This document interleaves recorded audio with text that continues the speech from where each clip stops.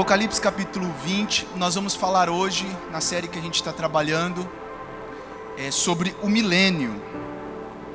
Esse tema importantíssimo para nós, para a igreja.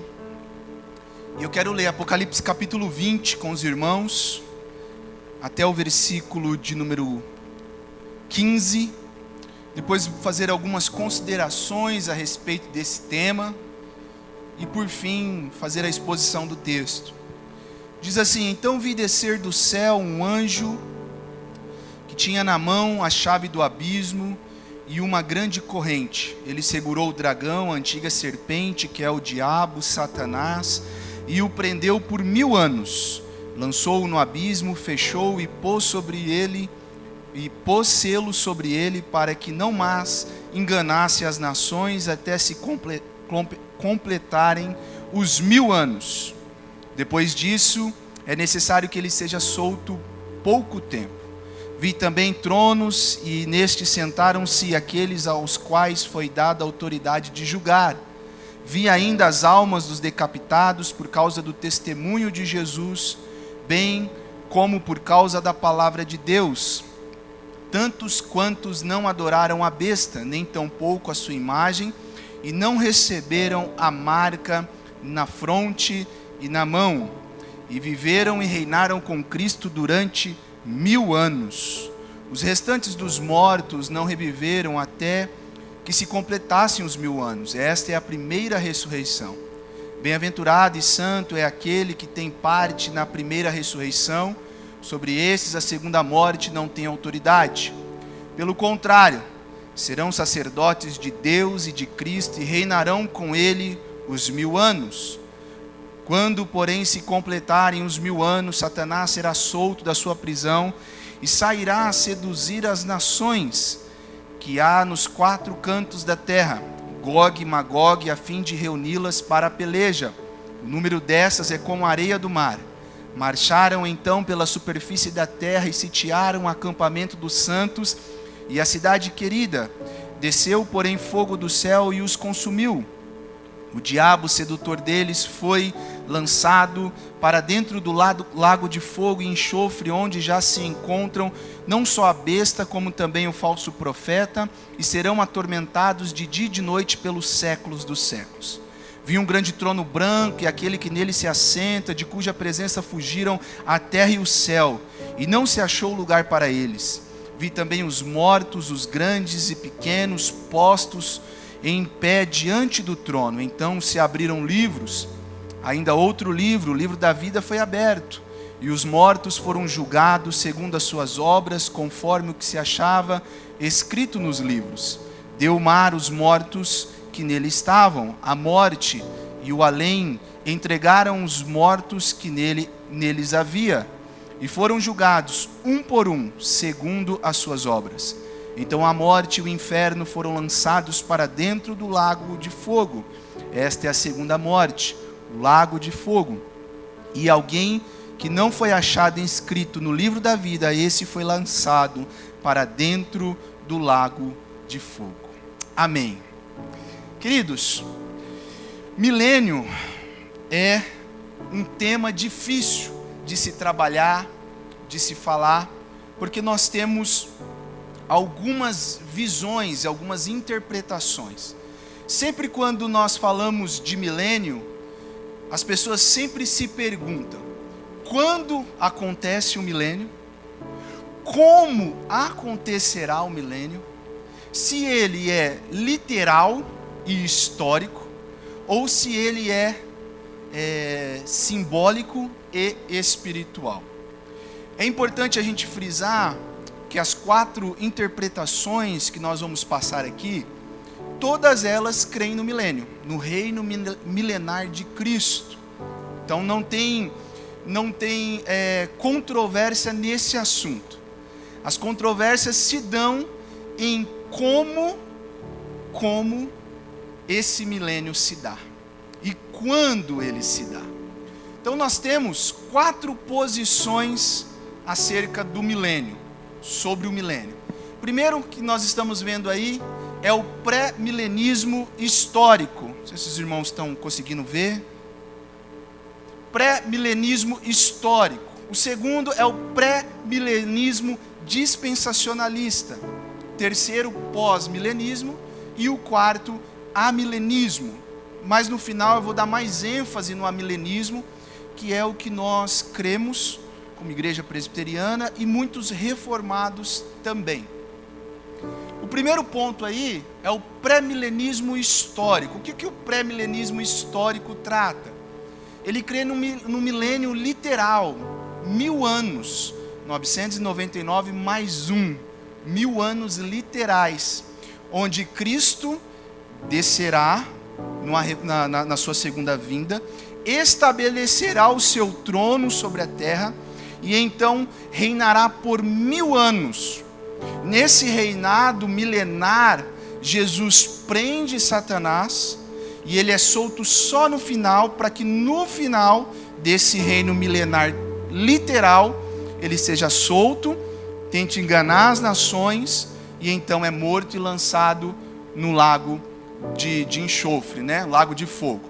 Então, Jesus reina a partir de Jerusalém.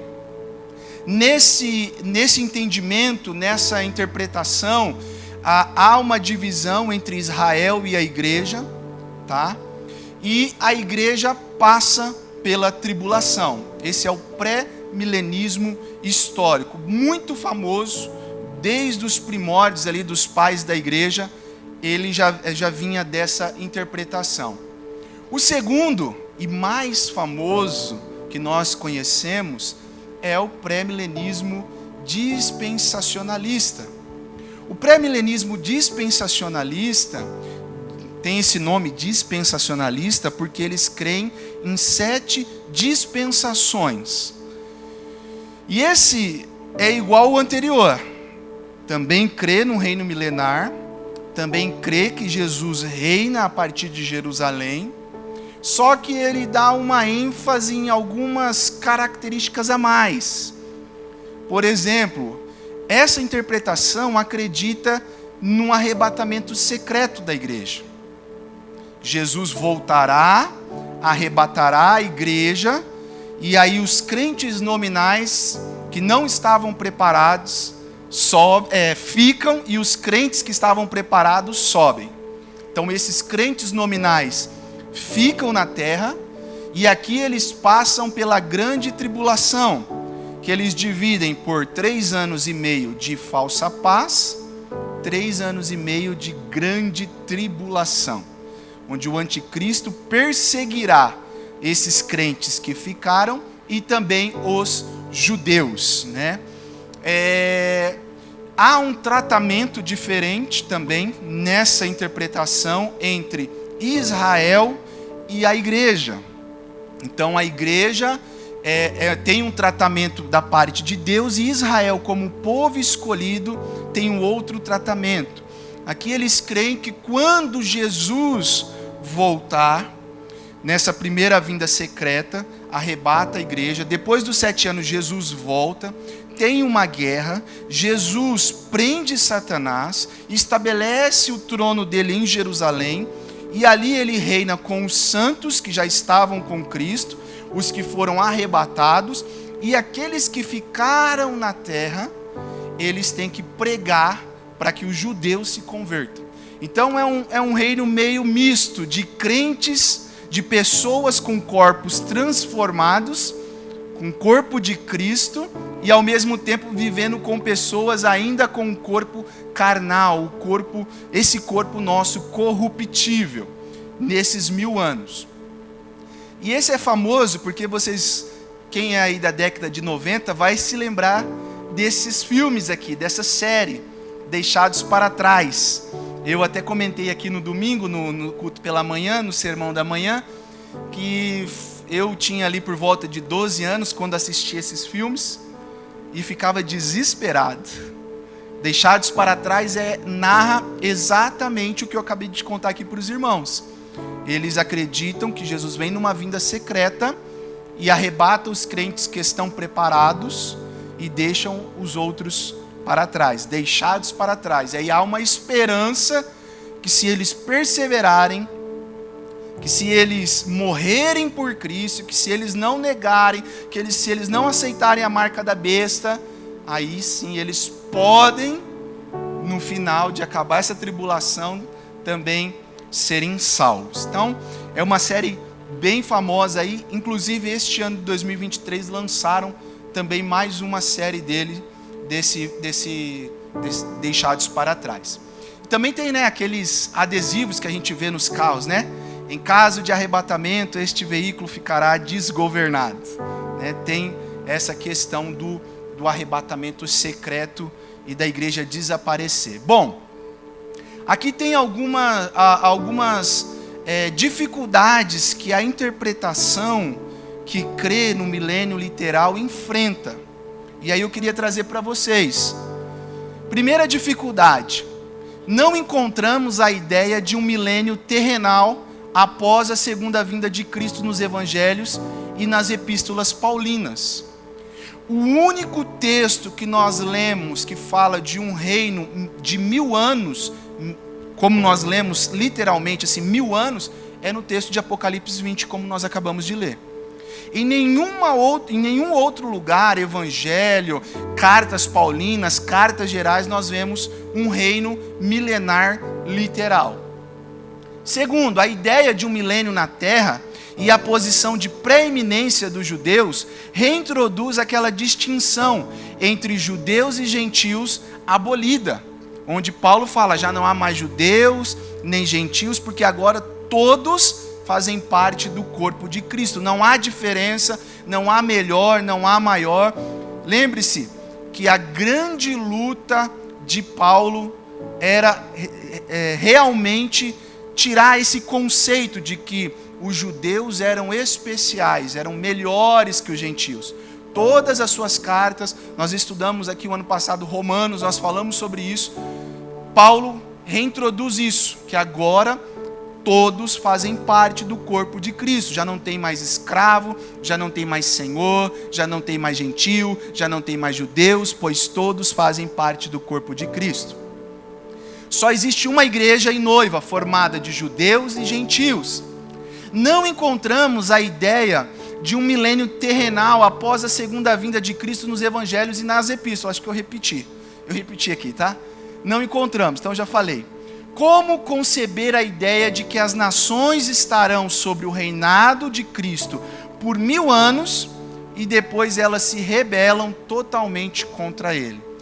Então, não tem como a gente imaginar que Cristo reinará por 1000 anos na terra, com os crentes que estarão com os corpos glorificados, e depois destes 1000 anos sobre o reinado de Cristo, as nações se rebelarão contra Cristo para lutar contra Ele. Não tem como conceber, como que uma pessoa que está sendo governada por Cristo, na plenitude, depois se rebela contra ela. Então, algumas dificuldades que a interpretação literal tem aí para responder. Pós-milenismo. Pós-milenismo já diz, pós-milênio. O que o pós-milenismo acredita? Então ele acredita no milênio simbólico. Ele acredita que o início do milênio é uma era dourada de prosperidade, de paz, de avanço da igreja. Ele foi muito divulgado e ensinado no século XVIII para o século XIX, né? Muito adepto. Por quê? Porque foi onde começou os avanços tecnológicos, né? A industrialização, as pessoas tomando conta das cidades, as cidades crescendo, o evangelho se propagando. O século XIX foi o século dos missionários, o mundo todo se espalhando, pregando o evangelho, tecnologias. Então, o pós-milenismo acredita que o milênio se dá com uma era dourada de paz, aonde o mundo será cristianizado. E após essa paz, após essa era dourada, Jesus vem e inaugura a eternidade, tá? Porém, isso foi muito divulgado no século XIX. O século XX meio que deu uma desestabilizada nos pós-milenistas. Eles tiveram até que trazer novos conceitos. Por quê? O que nós tivemos no século XX? 2 guerras mundiais, pandemias, epidemias, né? Várias atrocidades contra o povo. Então, meio que quebrou aquilo que eles pensavam que estavam vivendo. Então, esse é o pós-milenismo. Depois nós temos o amilenismo. Até quando a gente vai ver na literatura, amilenismo fica um pouco contrário, porque parece uma ideia de não milênio, porque o a significa não. Então, não milênio, mas não tem nada a ver, é mais uma palavra aí, né, que ficou dessa forma, amilenismo. Então, o amilenismo, ele crê num milênio simbólico e espiritual. Vê Apocalipse como uma descrição de toda a era da igreja. Começa com a ressurreição de Cristo. Cristo, ao vir à terra, ele inaugura o milênio. A partir da sua morte, toda a autoridade foi dada nos céus e na terra. Então, a segunda vinda de Cristo, essa que nós aguardamos, será a consumação de tudo. A consumação do milênio. Jesus não instaurará um novo milênio, porque nós já estamos no milênio. Nós já vivemos o milênio. Nós usamos até um termo, já e ainda não, muito famoso no meio reformado. Por quê? O já, Cristo já instaurou o seu reino na sua primeira vinda, mas ainda não está na sua plenitude, onde ele destruirá todos os seus inimigos, onde ele julgará todas as nações e estabelecerá o seu reino eternamente, tá? Então, a interpretação de Apocalipse para o amilenismo é uma interpretação que a gente fala de paralelismo progressivo. Outras interpretações que nós vimos anteriormente, que creem no milênio literal, interpretam Apocalipse como literal. Então, leem capítulo por capítulo literalmente. E há um equívoco de nós fazermos isso. Ao lermos Apocalipse literalmente. Apocalipse é um gênero literário da Bíblia de Apocalipse. É uma linguagem apocalíptica. E o que João usa ali são símbolos. João conta a mesma história 7 vezes, progredindo. Por isso que a gente fala paralelismo progressivo. Então ele conta uma história, depois ele conta a mesma história e acrescenta novas figuras a esta história. Porque se nós formos pensar em ler Apocalipse literalmente, logo no primeiro capítulo, João diz que vê Jesus. E como que é a figura de Jesus? Ele fala, cabelos, né, brancos como a neve, seus olhos são de fogo, da sua boca sai uma espada, os seus pés são como latão reluzente. Outras figuras têm 10 chifres, é figura de poder. Então, se a gente ler dessa forma, literalmente, nós vamos imaginar Jesus dessa forma. Mas João está enfatizando o poder que Jesus tem. Os olhos são de fogo, por quê? Porque ele consegue enxergar, ele vê, ele é onisciente, ele é onipresente, ele é onipotente. Os seus pés são como latão reluzente, porque esmaga os reis dessa terra.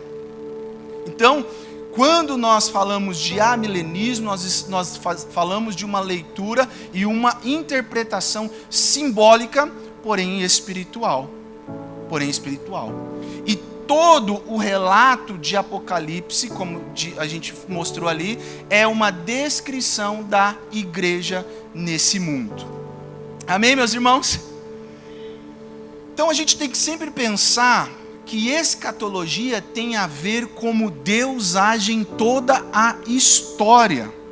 Muitas vezes as pessoas têm uma interpretação que a escatologia é só para o fim.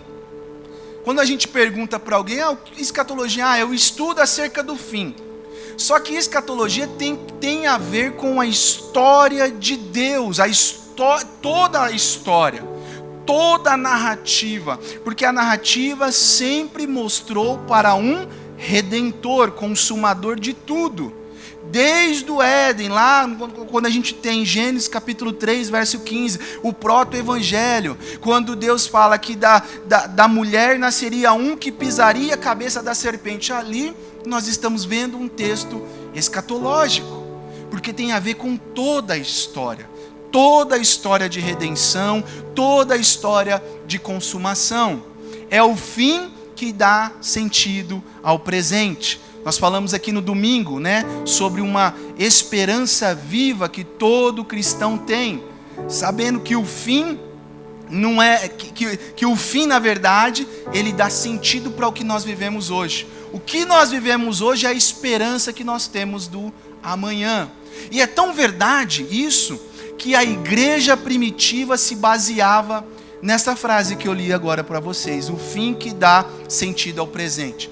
A igreja primitiva se baseou na sua pregação em 5 pontos. Primeiro ponto, o tempo do cumprimento tinha amanhecido, a idade messiânica havia começado, esta é a última palavra de Deus. Inaugurou-se uma nova ordem, os eleitos são chamados a unir-se à nova comunidade. Segundo, a igreja pregava que essa nova era tinha chegado por causa da vida, morte, ressurreição de Jesus, em cumprimento de todas as profecias do Antigo Testamento, e definido no conselho e presciência de Deus. Terceiro, em virtude da ressurreição, Jesus foi exaltado à destra de Deus como cabeça messiânico do novo Israel. Quarto, estes acontecimentos messiânicos alcançarão pleno cumprimento com a volta de Cristo em glória e com o juízo dos vivos e dos mortos. E quinto, esses fatos são a base de um apelo ao arrependimento e do oferecimento do perdão do Espírito Santo e da promessa da vida eterna. Então, vocês, a classe aqui dos adultos estão estudando Atos dos Apóstolos. Toda a base da mensagem da igreja primitiva está nesta esperança, nesse futuro que dá sentido no presente. Eles pregam olhando para isso, crendo que o reino de Deus já havia sido estabelecido na terra, que o reino de Cristo já havia sido colocado sobre nós. Ele ainda não está pleno, como nós cremos que um dia acontecerá.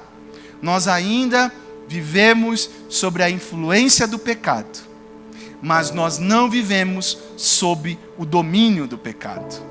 Nós convivemos nos nossos dias nesse mundo com tentações, com provações, com dificuldade, com choro, com doenças, com problemas que esse mundo, por causa do pecado, acarreta. Mas nós não vivemos sob mais o domínio do pecado. Então essa era a base da pregação da igreja primitiva. E aí eu quero chegar aqui no texto que nós lemos, fazer uma breve exposição dele sobre o significado daquilo que nós lemos, e aí nós encerramos. Então, nós estamos aqui no capítulo 20, e o capítulo 20 de Apocalipse é onde narra o reino milenar de Cristo. E nós podemos dividir em 4 partes esse capítulo. A primeira parte é a prisão de Satanás. A segunda parte, o reinado dos salvos com Cristo nos céus. A terceira parte, a derrota final de Satanás. E por último, o juízo final, onde todas as coisas serão consumadas. Os inimigos de Deus serão jogados no lago. Aqueles que não estiverem com seus nomes no livro da vida serão jogados no lago. E aí a Bíblia fala que já não haverá mais choro, já não haverá mais luto, já não haverá mais nada. E para sempre nós estaremos com o nosso Senhor. Então, nós começamos aí, nós lemos versículo de 1 a 3, que João viu descer do céu um anjo que tinha na mão a chave do abismo e uma grande corrente. ele segurou o dragão, a antiga serpente, que é o diabo, Satanás, e o prendeu por 1000 anos, lançou no abismo, fechou e pôs selo sobre ele, para que não mais enganasse as nações, até se completarem os 1000 anos. Depois disso, é necessário que ele seja solto por um pouco de tempo. Então, como nós interpretamos essa passagem? Quando João viu essa imagem, nós já logo aqui podemos pensar que não é literal. A gente não pode ler literalmente, porque como que uma corrente vai segurar um dragão? Vai prender um dragão? O que João está mostrando para nós, que o dragão aqui, ele diz, é o diabo, é Satanás. Então nós cremos que quando Jesus desceu na sua primeira vinda, ele prende Satanás. Para o quê? A Bíblia fala, para que esse não mais enganasse as nações. Então Jesus, na sua primeira vinda, ele vem e ali começa de fato uma batalha escatológica, uma batalha entre o reino da luz e o reino das trevas. É interessante que quando nós lemos os evangelhos, nós vemos quando Jesus atravessa o mar, vai a uma região, e lá tinha um homem, um gadareno, possesso de demônios. Aqueles demônios olham para Jesus e dizem: Cristo, o que temos nós contigo? Ali é uma guerra espiritual. Então a Bíblia vai dizer, e nós podemos interpretar dessa forma, que quando Jesus vem, Jesus prende Satanás para que ele não mais engane as nações. Mateus 12, 29 diz: ou como pode alguém entrar na casa do valente e roubar-lhes os bens sem primeiro amarrá-lo?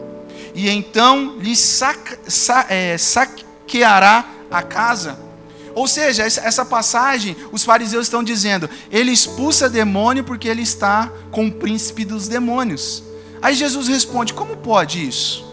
Como pode, se eu estou com o príncipe dos demônios, expulsar os outros demônios? Não. Para entrar na casa, a gente tem que amarrar o valente. E então saquear os bens, as almas. Lucas 10 fala que quando Jesus envia os 70 discípulos e eles voltam maravilhados. E eles dizem assim: Senhor, os próprios demônios se submetem pelo teu nome. Mas ele lhes disse: eu via Satanás caindo do céu como um relâmpago. E as pessoas, quando olham esse texto, elas interpretam, levando para o Antigo Testamento, algumas passagens que falam que a estrela da manhã caiu. Mas esse via aqui de Jesus não é passado, mas futuro. Ele viu Satanás caindo quando a consumação, quando ele venceu a morte na cruz do Calvário. João 12 vai dizer, 31, chegou o momento de ser julgado este mundo, e agora o seu príncipe será expulso, e quando for levado da terra, atrairei todos a mim. Colossenses diz: e despojando os principados e potestades, publicamente os expôs ao desprezo, triunfando deles na cruz. Então, esse Apocalipse 20, do verso 1 a 3, nos mostra esta prisão. A prisão de Satanás. Para o quê? Porque você pode me dizer: tá, Daniel, mas assim, como que Satanás está amarrado se a gente vê coisas acontecerem? A Bíblia diz que ele está amarrado para não mais enganar as nações. Ou seja, o evangelho ser pregado, a palavra de Deus ser anunciada e ele não conseguir enganar, mas ainda tem as suas ações. Mas eu gosto muito de uma frase de Lutero.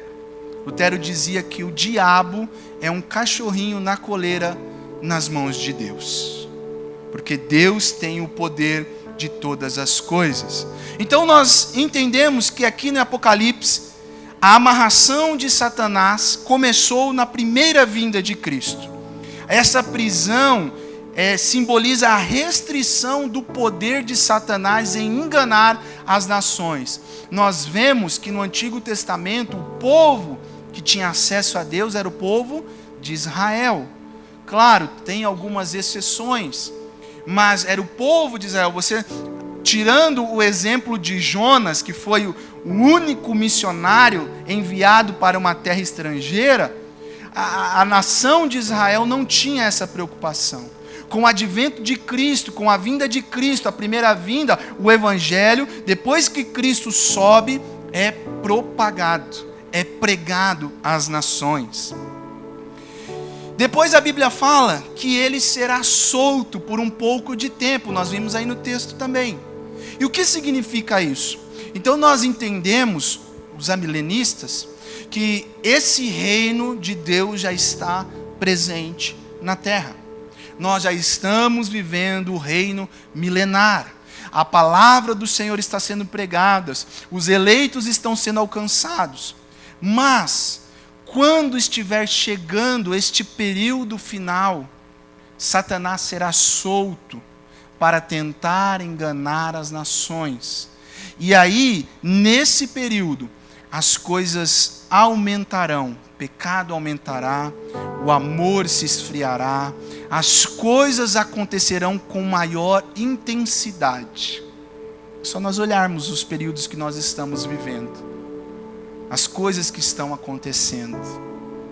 Por isso, irmãos, que o amilenista, aquele que crê nesse milênio simbólico, ele não fica datando a volta de Cristo.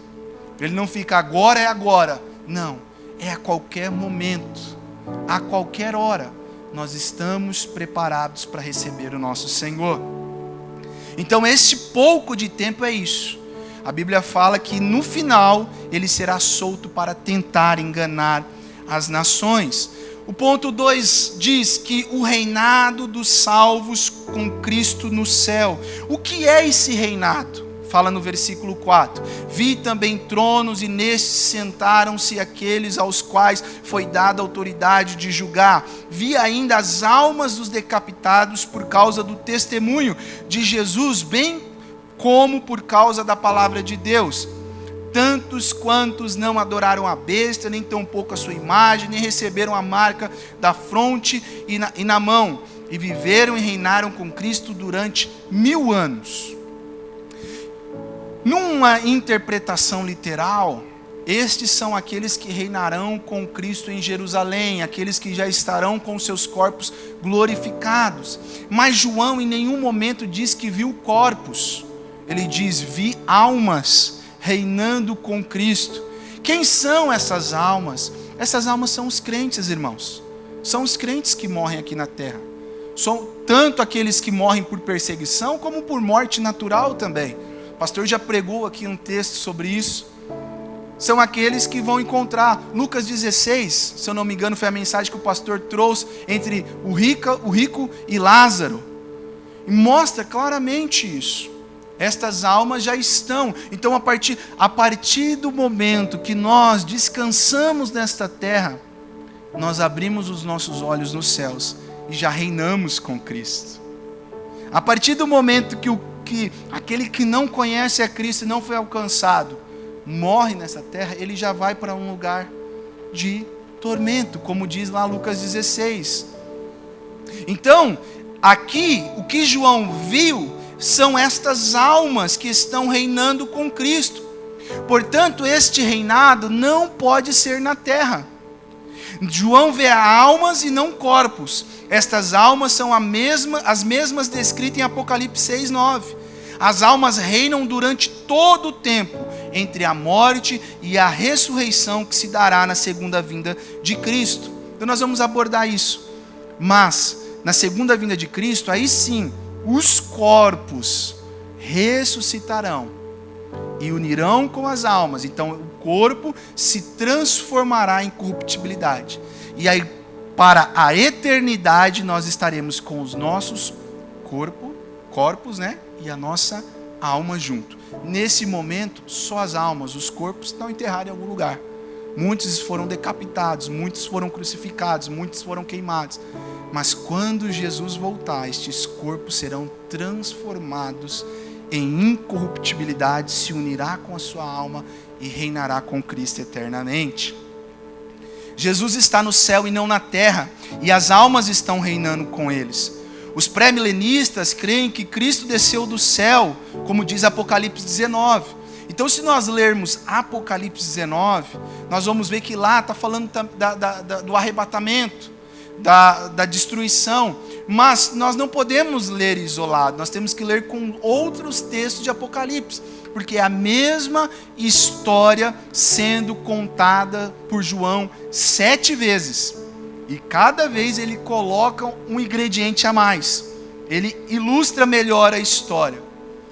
Contudo, o ensino geral das Escrituras mostra que isso é o contrário. São as almas que reinam e não almas que reinarão literalmente com Cristo no milênio. E aí vem, versículos 5 e 6 falam dessas almas. Os restantes dos mortos não reviveram até que se completassem os 1000 anos. Esta é a primeira ressurreição. Bem-aventurado e santo é aquele que tem parte na primeira ressurreição. Sobre estes a segunda morte não tem autoridade, pelo contrário, serão sacerdotes de Deus e de Cristo e reinarão com eles por 1000 anos. Ou seja, quem morre uma vez, a morte física, ressuscita 2 vezes.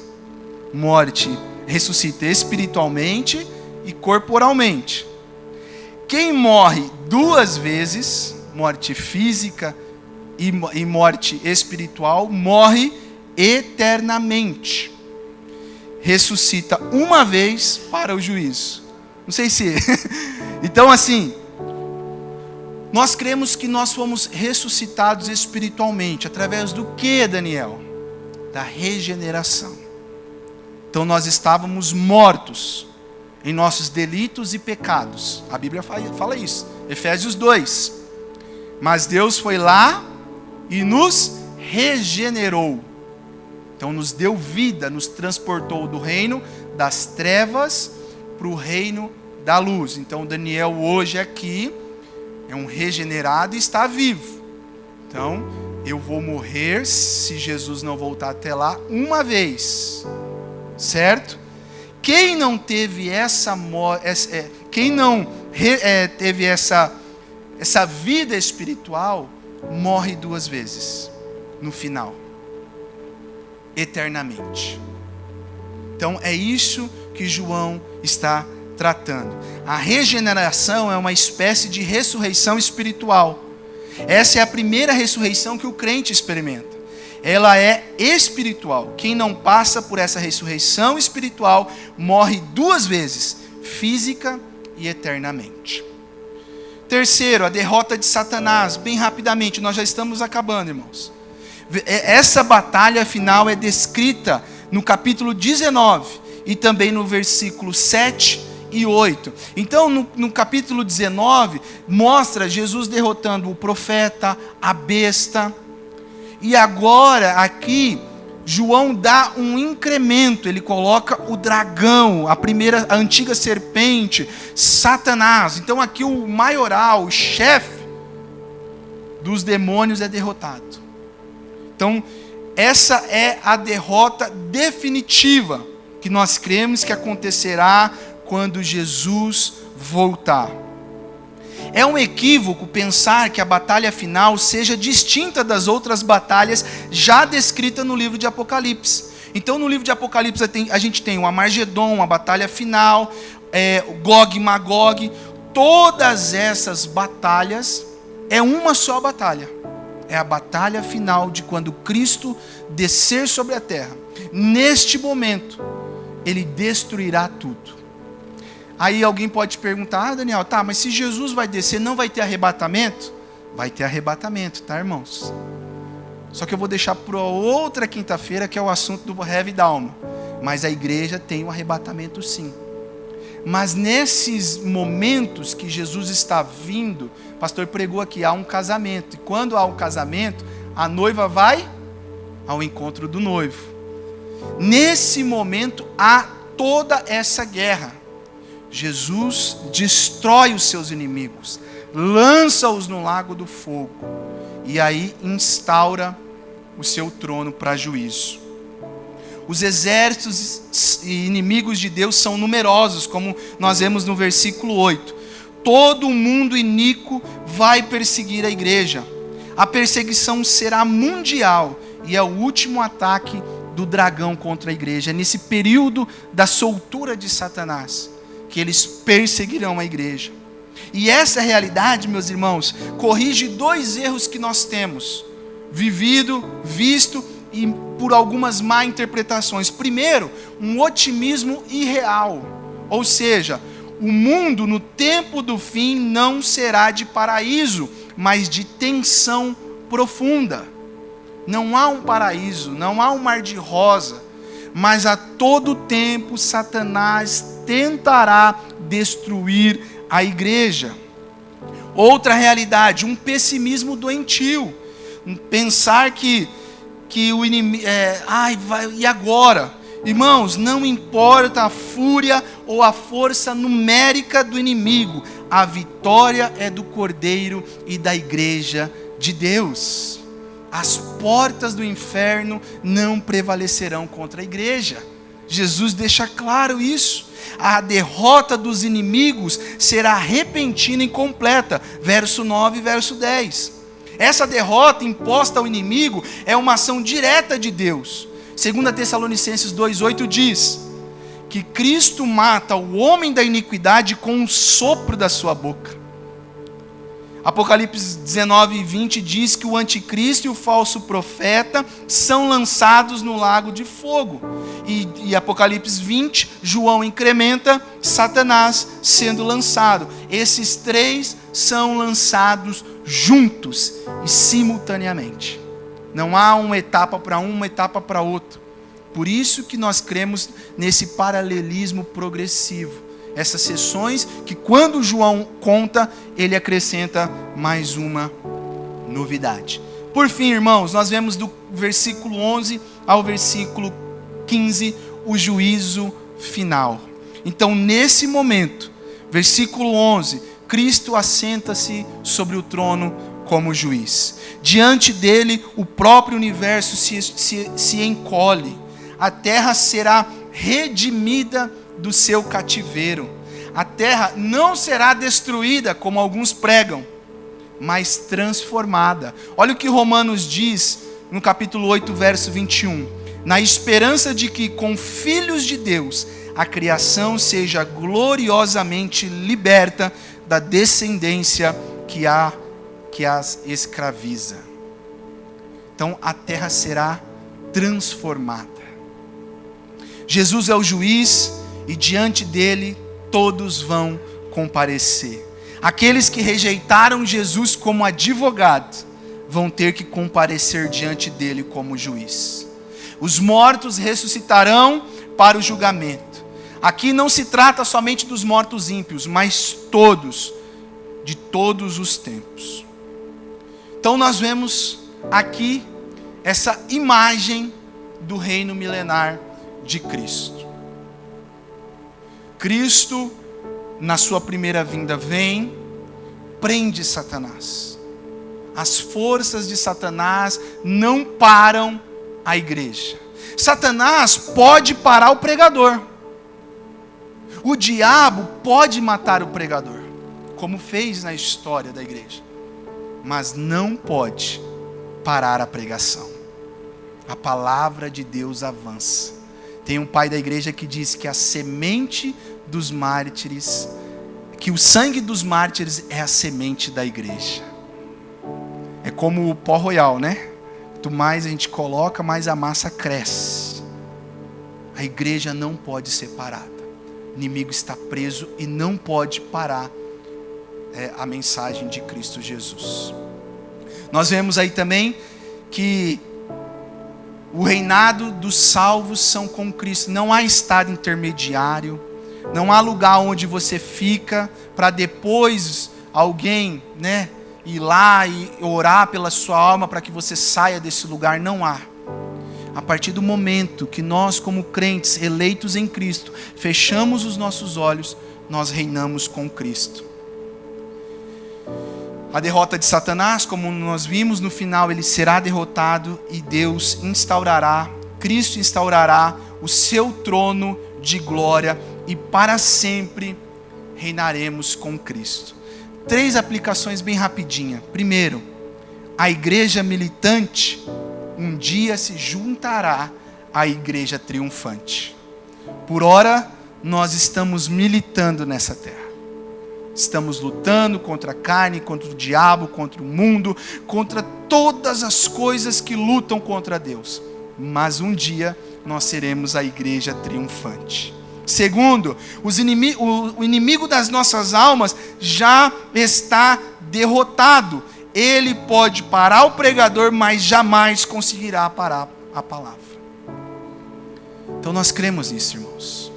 Ele já está derrotado. Quando a gente vê está amarrado, ele já foi amarrado, irmãos, quando Jesus veio. Quando Jesus veio, Jesus amarrou ele. Ele não tem poder sobre a noiva, sobre a igreja e sobre a palavra de Deus. Por fim, irmãos, o fim dos tempos é uma mensagem de esperança para os crentes. E ao mesmo tempo, uma mensagem de tormento para os descrentes. Eu disse aqui no domingo, que a mensagem do fim não é uma mensagem para nos trazer medo, mas esperança. Porque nós reinaremos eternamente com o nosso Senhor. Se nós não cremos nisso, irmãos, em vão é a nossa fé. Se nós não cremos que Jesus ressuscitou dos mortos, está à direita do Pai e virá nos buscar, em vão é a nossa fé. Por isso não tenha medo. A mensagem do fim não é uma mensagem de tormento, mas uma mensagem de esperança. Quão maravilhoso será o dia que nós olharmos para o nosso Senhor, para a face do nosso Cristo, onde já não mais existirá luto, lágrimas, dor, doenças, pecado, lutas, e para sempre nós estaremos com o nosso Senhor, dizendo: Santo, Santo, Santo é o Cordeiro, digno, fiel. Amém, meus irmãos? Vamos orar? Vamos nos colocar de pé. Deus possa te abençoar.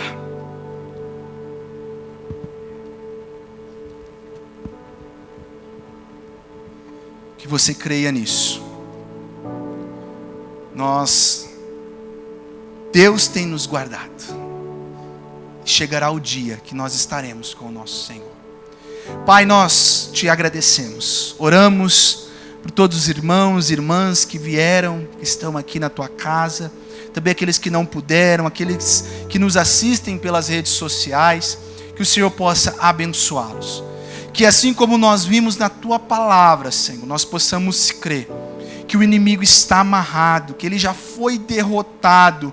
Quando o Senhor disse lá no alto do Gólgota: Pai, está consumado.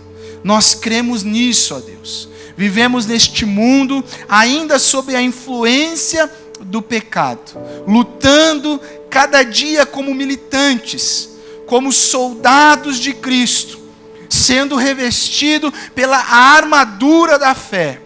Mas um dia, Senhor, nós cremos que este dia está breve. O Senhor virá nos buscar. E neste momento, o corpo que é corruptível se transformará em incorruptibilidade. Para sempre estaremos com o Senhor. Guarde o nosso coração, Senhor. Guarde a nossa mente. Todas as coisas, todas as situações que têm acontecido, que não nos traga temor, que não nos traga ansiedade, preocupação, medo, mas nos traga a esperança de vermos o Senhor raiar sobre os céus, onde todo olho verá. Ó Senhor, ajude-nos nesta luta diária, ajude-nos nessa caminhada. Nós pedimos isso em nome de Jesus. Amém.